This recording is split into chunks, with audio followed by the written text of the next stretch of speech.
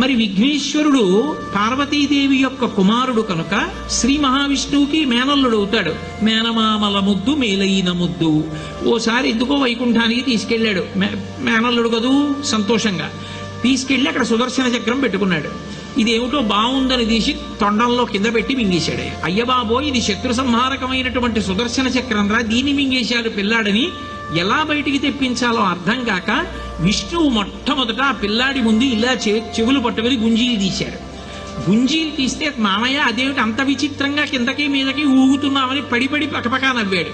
ఆ నవ్వడంలో పొలమారి లోపల ఉన్న సుదర్శన చక్రాన్ని పైకి కక్కాడు.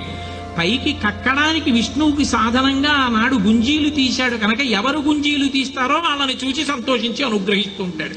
ఇప్పటికీ మీరు పాండిచేరి వెడితే పాండిచేరి రోడ్డు అంతా కూడా గుంజీలు తీస్తూనే కనపడతారు మీకు. విఘ్నేశ్వరుడి యొక్క పూజ అంత తేలిక.